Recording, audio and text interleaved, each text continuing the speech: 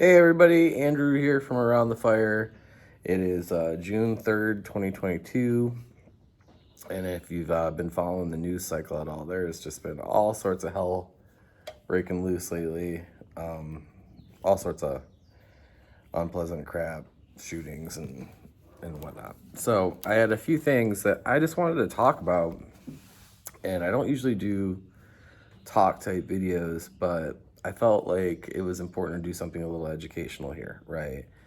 And not to convince or pursue or persuade, I'm sorry, people of a different mindset, but more to give some of you on my social media friends that I have that I know that maybe have, I don't want to use that hot word misinformation, but just, to accurately fill in the blanks on some things for people. Well, like, just for instance, one thing we've been dealing with right now, just as a company, is social media stuff, right? You may have seen our posts. We're legally a gun store, legally functioning business. Despite the fact that I'm a home-based business, I'm a legal functioning business licensed in every way possible. And we've been getting our posts, flagged and deleted and stuff like that. If you go through and read, their regulations on firearms and goods and stuff like that, they don't want people selling them to each other. They don't want the unregulated sales of goods such as that. But they also change their stuff constantly.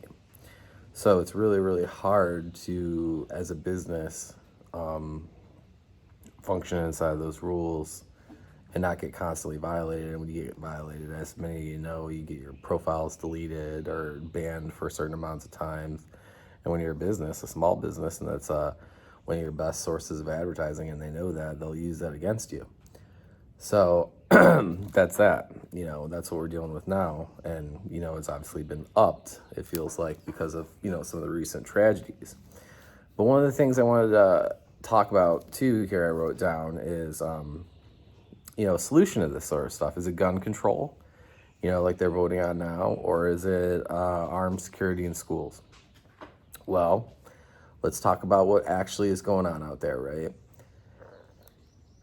There are places right now that would be of interest to criminals, right? But they are protected by armed security, whether that's, politicians that somebody hates, and wants to take them out. Like, that's happened in history plenty of times, but they have armed security, right? Your bank, your sporting game you go to, the airport, all sorts of places that are required to function, right?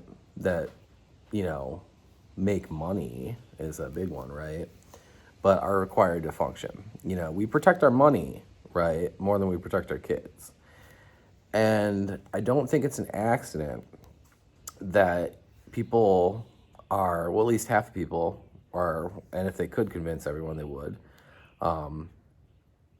convinced by the powers that be, the people in power, that you don't need to protect your kids, that we should just take everything away from you and everyone else, and then that'll solve the problem.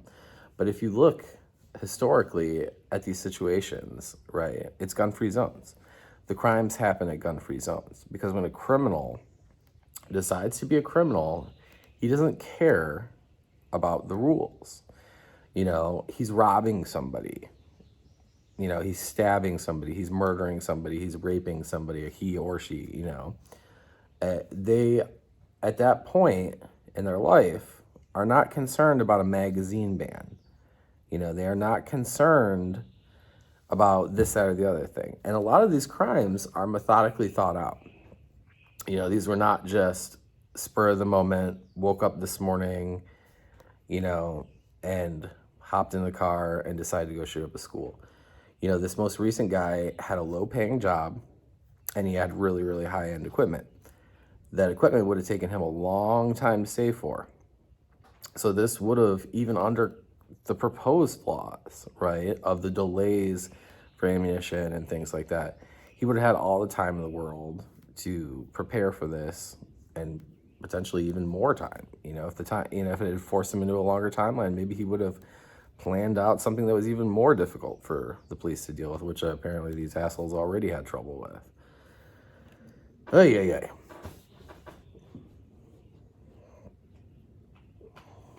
But yeah, so we know it works, right? And it may not work.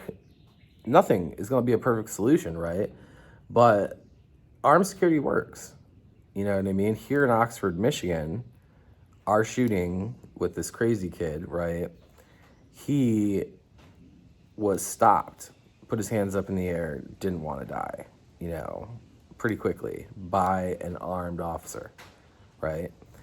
And that was one guy with balls the size of cannonballs, you know what I mean? But good on him, you know what I mean? Dude saved the day. Now, there's all sorts of stories like this in the news, well, not really in the news, but out there. The news isn't reporting on them, of people with guns protecting other people, protecting themselves, protecting their families. But it suits the agenda to continue to report on the negative aspects of everything.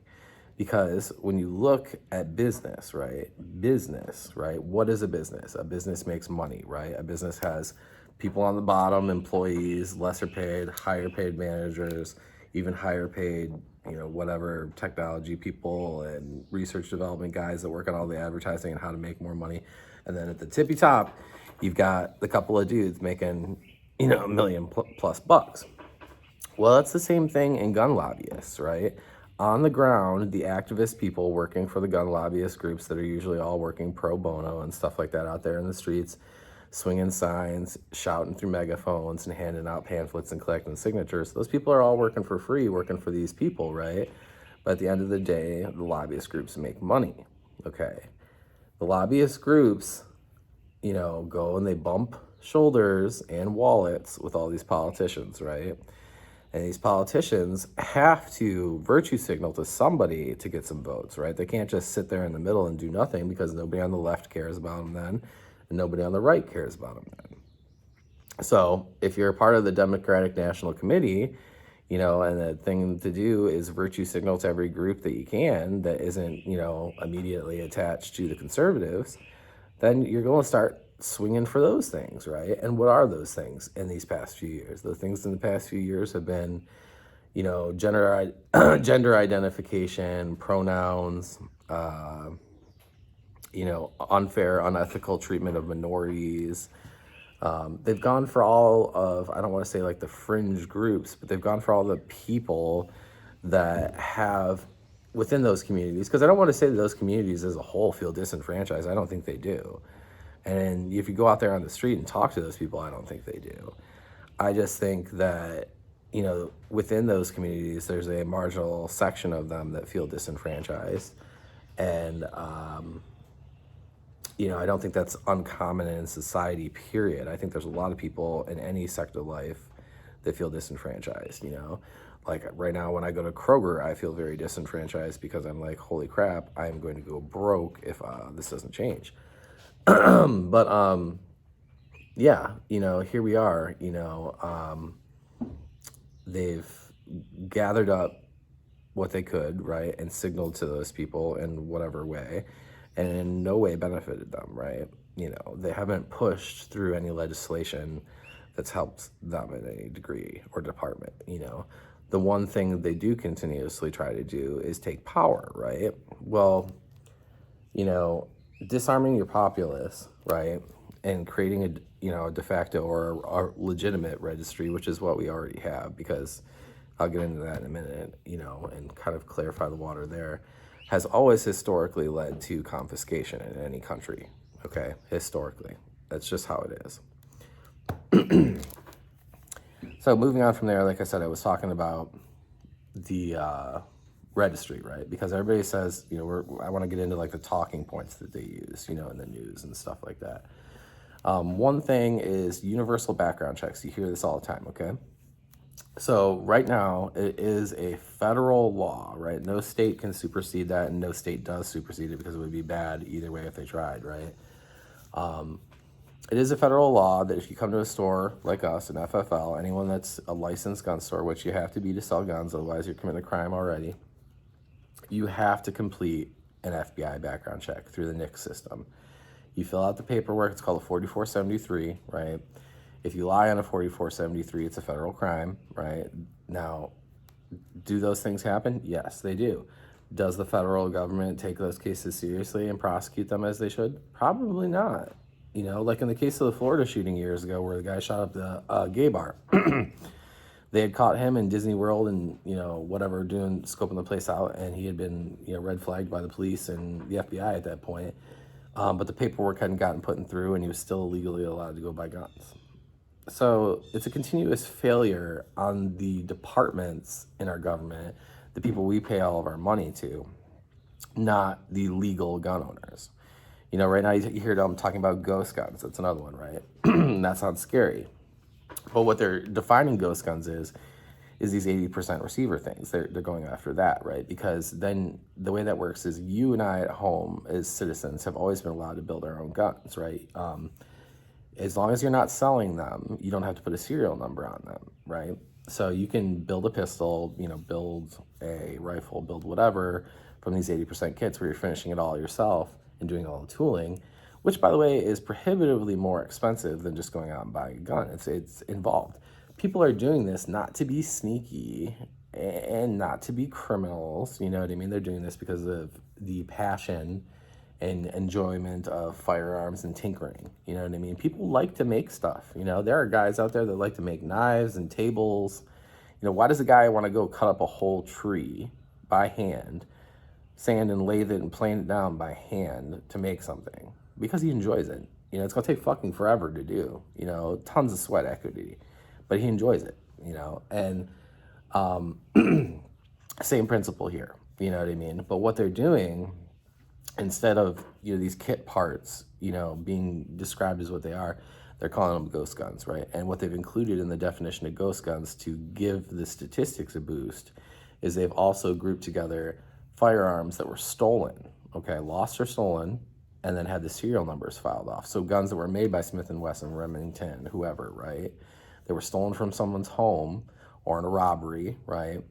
And then the criminal took them and, you know, filed the serial numbers off. So now it's a, you know, hot gun, right? Now they're including those two things together and using those statistics of stolen guns to make these polymer kits, these polymer 80 kits and whatnot look bad. So it's not the legal gun owner. It's not the guy, you know, in his basement or in his garage, set up with his tools, listening to some music, having fun, putting a gun together. That guy's not committing a crime. You know what I mean? I'm not saying like it could never happen. It could, you know what I mean? But that's some crazy idealism there. Like that we're going to try to prevent every crime before it ever happens in this country with this many people. That's nuts. We would be sitting like cattle inside of little boxes with pads, you know, and saying, here's your feeding tube. I don't want that life. You know what I mean? Like, and, you know, now, like I said, on the other end of the fence, you always hear the politicians arguing back and forth, the Democrats and Republicans. You know, the Democrats are always saying the Republicans don't want to do anything about it. But the Republicans come to the table with sensible measures all the time. Like, for instance, this registry thing we're always talking about here, I've mentioned it a few times. So to purchase a firearm, you have to fill out this 4473, and all these records are kept by your gun store. Kept for 20 years, right?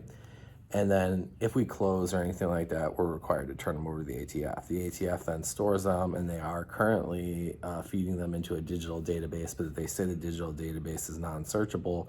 But we know that isn't really true because they can call us to do NICS background checks or what they called FBI traces. So there is sort of like a de facto registry in place that they can use to their benefit. Now, do I think that that should be allowed? It's a really slippery slope because I think we need it in a way. Now, that's not a popular opinion on a lot of people on my end of the fence. You know, I am one of those people that would say, okay, if we did all private party sales through FFLs, right, then they'd all be traced, right? We'd have records of everything on paper.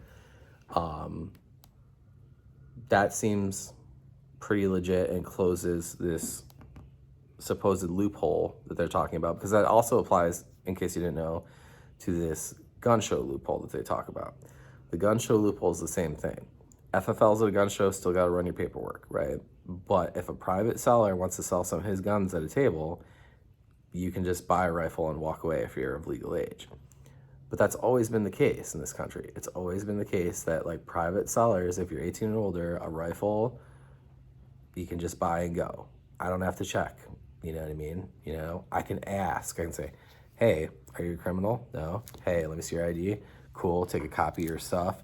Keep it in my gun safe. Say, this is the guy I sold it to. And that's always been the legal premise in this country, that if you went and did something bad with that, your butt's covered because you did the due diligence that you were required to as a citizen. Now, if they want to up that to going and, you know, seeing an FFL and, oh, fucking bugs, having the paperwork done and then having a legal paper trail for it, I don't see the problem with that. But then there needs to be some like amendment to the Constitution that like, or something, some de facto, there needs to be something so high up that it can't be messed with, I guess is what I'm saying. A rule set that if this registry is there, it can't be used in that manner. You know what I mean? Because I think that that's the number one thing a lot of people are fighting against, is they don't want the government knowing what they have, because they're afraid that as these things keep trickling down, the government's going to start coming by and saying, well, hey, that's not legal anymore, so you got to give it to us. And it's like, well, you know, that was $1,200. You know what I mean? It's a slippery slope. You know what I mean? You can't just, I don't know, you can't just sum it all up in one little package, you know what I mean? There's got to be something done that works, right? But we do know that taking the guns away doesn't work. You can look at all the places where they've statistically taken the guns away, you know, Chicago, New York, etc., and they have the highest rates of crime, and you know, they're using guns. They know you don't have one, so they're killing you with them. I mean, it's just, yeah, I hate to say it, they use like a simple term like common sense gun laws, but it's kind of common sense. You know, we can put armed security in schools. We can figure out a way to afford it. You know, if we can do all the stupid shit we do with money in this country already, we can figure out a way to afford putting armed security in schools to protect our kids. I hope you guys found this somewhat educational. I hope I covered some information, you know, that helped educate you, you know, like the things they say, you know, about 9mm blowing your lungs out and stuff like that. It's just not true. 9mm is a small handgun round. There are larger calibers out there that are, you know, extremely dangerous. They're all dangerous. Ammunition is dangerous. Firearms are dangerous. But, you know, people that are into firearms, not all of them, which is, I think, something we could work on, but most of them, 99% of them, take it seriously. You know, they understand the responsibility. They don't want to ruin it for everyone. And then you got a few of them on YouTube that you're like, dear God, somebody please put this guy in jail. So it's not perfect. Not a perfect world, you know. But yeah, all right, guys. Until next time.